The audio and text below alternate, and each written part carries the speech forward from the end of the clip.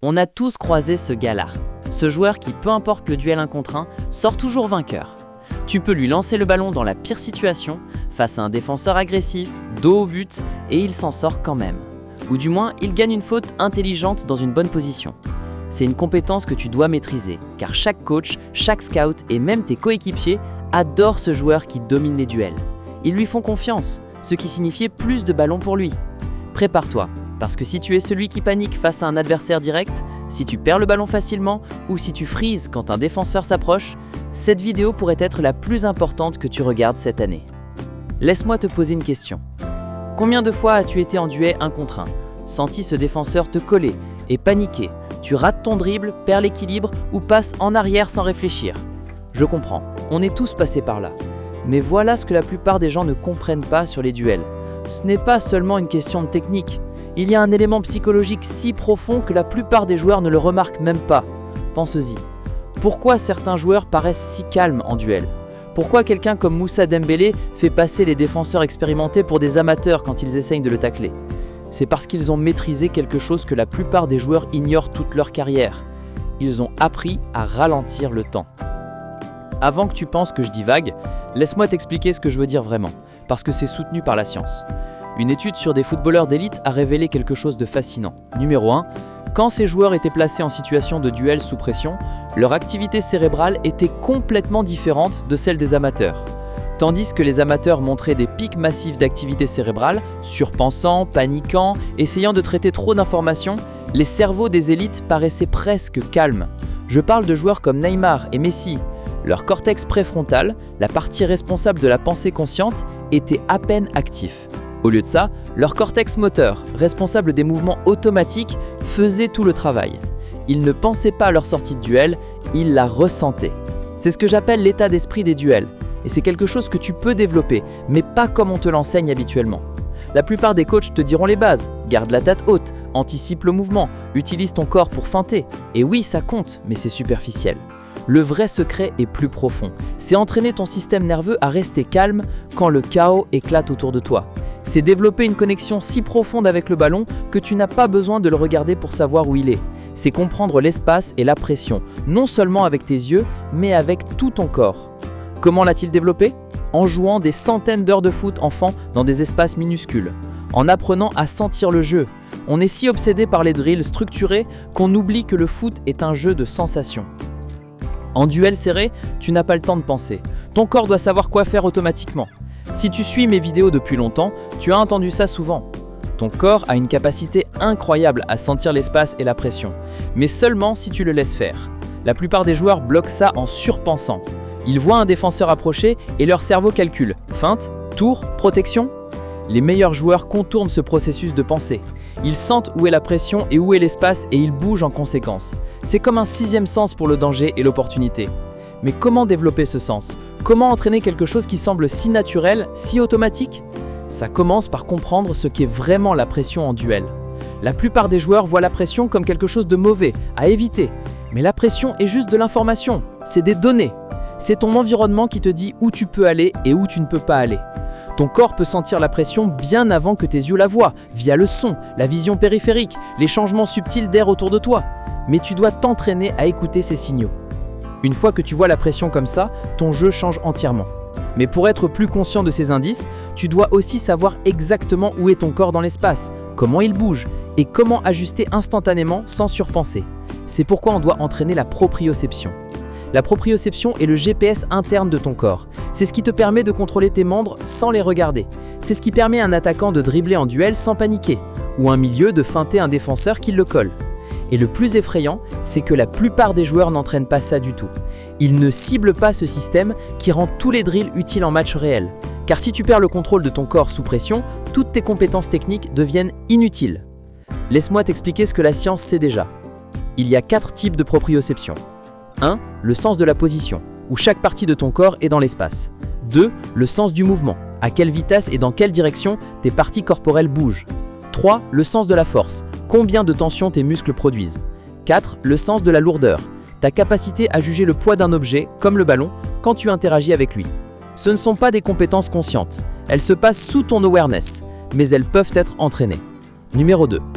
Laisse-moi te montrer comment. D'abord, des drills pieds nus. Tes pieds sont la porte d'entrée de la proprioception. Ils contiennent des milliers de terminaisons nerveuses. Et porter des chaussures toute la journée tue ta sensibilité. Commence à entraîner pieds nus. Tiens-toi sur un pied, ferme les yeux et maintiens l'équilibre. Sens les micro-ajustements dans ta cheville, tes orteils, ta hanche. Puis ajoute de l'instabilité. Utilise un oreiller, une planche instable ou déplace subtilement ton poids. Fais ça tous les jours pendant juste 5 minutes et tu noteras des ajustements plus rapides en match quand on te pousse ou te presse. Puis ajoute des sessions de jonglage pieds nus, passe pieds nus, tire pieds nus, juste pour mieux sentir le ballon avec ton pied. Analyse ces patterns de mouvement, la tension, le poids. Pour plus de difficultés, jongle en marchant à reculons, même yeux fermés. Contrôle le ballon sur des rebonds aléatoires d'un mur. Le but est de forcer ton corps à réagir sans prédiction. Ça imite ce qui se passe en match. Mauvais contrôle, touche bizarre, pression intense et ça bâtit des corrections subconscientes. Un autre drill, tiens-toi à 1-2 mètres d'un mur. Passe fort avec ton pied droit et contrôle instantanément avec le gauche. Puis inverse, rends-le imprévisible. Utilise une balle de tennis pour durcir. Ça force une coordination rapide des membres et une connaissance du mouvement entre les deux pieds sous pression temporelle. Et écoute, c'est le pont entre l'entraînement technique et l'intelligence de match réel. Si tu paniques en duel, ce n'est pas juste parce que tu manques de skills, c'est parce que ton cerveau et ton corps ne sont pas connectés sous stress. Ces drills les connectent, ils bâtissent ce sixième sens, ils font que ton corps se fasse confiance. À la fin de ces drills, teste ton niveau de proprioception avec cet exercice. Tiens-toi sur un pied, yeux fermés, et vois combien de temps tu tiens sans trembler ou mouvoir. Si c'est trop facile, fais-le sur une surface molle instable comme un oreiller. Plus tu restes équilibré sans bouger, mieux c'est. Maintenant, continuons, parce qu'il y a plus à apprendre si tu veux vraiment arrêter de paniquer en duel. Regarde comment Vinicius Junior gère les duels quand il terrorise les défenses en Liga. Vinicius n'est pas le plus costaud sur le terrain, il n'est pas le plus fort, mais il est presque impossible à arrêter en pleine course. Il comprend subconsciemment que la victoire en duel n'est pas qu'une question de force, c'est de la physique et de la psychologie. Quand Vinicius sent un défenseur le rattraper en sprint sur l'aile, il fait quelque chose de brillant. Il place sa jambe et son corps entre le défenseur et le ballon, créant ce que j'appelle un piège en ciseaux. Le défenseur se retrouve face à un dilemme. Soit il passe à travers Vinicius pour prendre le ballon, ce qui signifie une faute et un coup franc dangereux, soit il recule et le laisse continuer. C'est un jeu mental autant que physique. Mais ça marche seulement si tu comprends la biomécanique d'une feinte efficace. D'abord, tu dois baisser ton centre de gravité plus près du sol. Pense à cette analogie. Un poteau reste droit différemment d'une pyramide. Une pyramide avec sa base large est beaucoup plus dure à renverser qu'un objet haut et droit. C'est exactement ce que tu fais en pliant les genoux et en te penchant vers l'adversaire tout en maintenant la position du ballon. Tu deviens presque impossible à déséquilibrer. Ton corps devient une plateforme stable qui absorbe le contact tout en gardant le ballon sécurisé. Dans cette position, tu es chargé comme un ressort. Tu peux exploser dans n'importe quelle direction dès qu'une opportunité apparaît. C'est ce que j'appelle la feinte passive et la protection active. La feinte passive est juste essayer de garder le ballon loin du défenseur. La protection active utilise ta position corporelle pour contrôler les options du défenseur tout en te gardant prêt à attaquer. Quelle force appliquer contre ton adversaire? La clé est de positionner tes fesses, hanches et jambes pour créer une barrière entre le ballon et le joueur défensif. Utilise tes bras subtilement pour l'équilibre, pas pour pousser au point de faire une faute, mais pour matcher toute pression que le défenseur applique. Mbappé est un maître là-dedans. Regarde ses anciens clips et tu verras comment il utilise ses bras stratégiquement pour créer juste assez d'espace pour garder la possession et rester en contrôle. Il ne pousse jamais, il fait juste contact et laisse le défenseur pousser contre lui, utilisant leur propre force contre eux. C'est ce que j'appelle l'absorption de pression. Tu n'as pas besoin de répondre avec une force brute à la pression. Tu dois l'accepter et la rediriger. Mais voilà une erreur commune que font les joueurs. En duel, ils restent statiques. Regarde comment des joueurs comme Verratti ou Busquets opèrent en espace serré. Le ballon n'est jamais immobile, ils font constamment des petits ajustements, des petites touches qui gardent le défenseur déséquilibré. Ça crée de nouveaux angles pour des passes ou des escapes. Et ça empêche le défenseur de timer son tacle parce qu'il ne sait jamais exactement. Commence seulement. Dribble sur place ou dans un petit espace en te forçant à garder la tête haute. Ça sera inconfortable au début. Ton cerveau voudra regarder en bas pour vérifier où est le ballon. Résiste à cette envie. Fais confiance à tes pieds pour savoir où est le ballon. À mesure que tu t'améliores, augmente le tempo et essaye d'avoir le plus de touches possible tout en gardant ta vision haute. Mais voilà un truc d'entraînement qui accélérera ce développement. Utilise une balle de tennis à la maison. Dribble-la autour de la maison sans regarder. Ça semble simple, mais c'est incroyablement puissant. Ça force tes pieds à devenir plus sensibles au ballon. Entraîner un vrai close control. La plus petite balle force plus de précision. L'environnement intérieur crée des obstacles qui requièrent des ajustements constants. Et le manque de feedback visuel force à développer le feeling. Donc apprends à baisser ton centre de gravité et à utiliser tes bras correctement pour garder le défenseur loin. Apprends aussi à être un plongeur intelligent pour gagner des fautes dans situations dangereuses. Plonge de façon à attraper le ballon avec tes mains et arrêter le jeu. Comme ça, si l'arbitre ne siffle pas, tu ne donnes pas de chance à l'équipe adverse de prendre le ballon. Mais la plupart du temps, l'arbitre te donnera une faute dans ces cas-là. Maintenant, parlons du scanning. La plupart des joueurs scannent seulement quand ils ont le ballon. Les élites scannent avant de le recevoir, pendant qu'ils le reçoivent et continuellement quand ils ont le ballon. Pour développer cette habitude, tu dois entraîner ton awareness systématiquement. Avant de toucher le ballon, identifie rapidement les 3 adversaires les plus proches et les 3 coéquipiers les plus proches. Ça te donne une base pour comprendre les menaces immédiates et les opportunités. Pendant que tu protèges le ballon, utilise la vision périphérique et le son pour traquer les mouvements autour de toi. Les défenseurs font du bruit en bougeant, les coéquipiers appellent pour des passes, la foule réagit aux situations dangereuses. Toute cette information est disponible si tu t'entraînes à la traiter tout en maintenant le contrôle. Mais voilà une technique de scanning avancée que la plupart des joueurs n'apprennent jamais, le scanning prédictif. Au lieu de juste voir où sont les joueurs maintenant, les élites scannent pour voir où ils vont. Ils lisent le langage corporel, le momentum et le positionnement pour prédire les mouvements avant qu'ils arrivent. Quand un défenseur approche, les joueurs expérimentés peuvent dire de l'angle d'approche, de la vitesse et de la position corporelle exactement comment ils prévoient de tacler. Ça leur permet de préparer une contre-mesure avant que le défenseur ne s'engage. Cette capacité prédictive vient de milliers d'heures. J'insiste toujours sur l'importance des environnements compétitifs.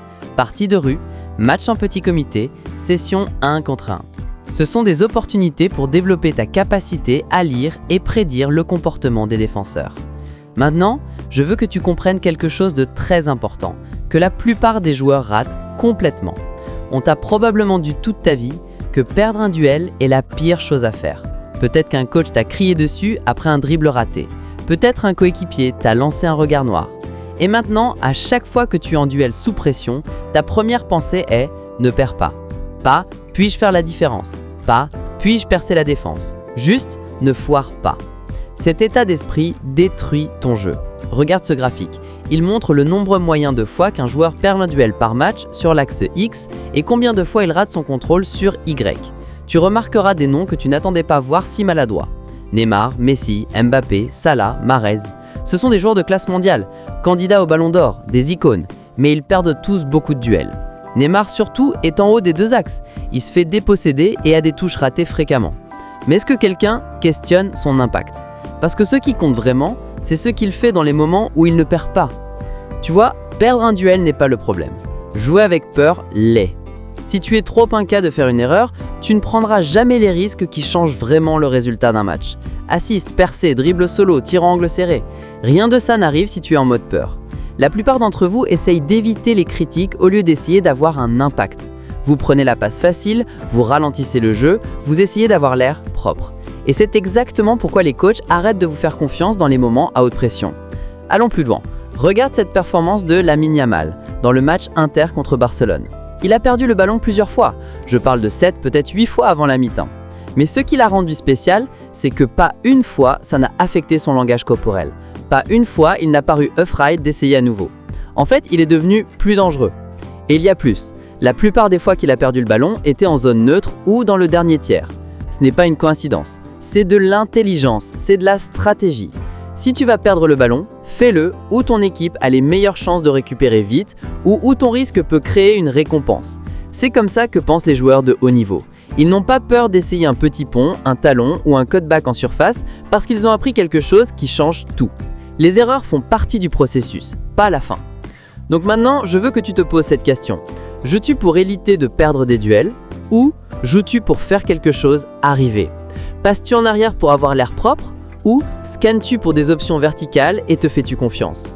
Penses-tu comme quelqu'un qui craint le jugement ou quelqu'un qui veut dominer?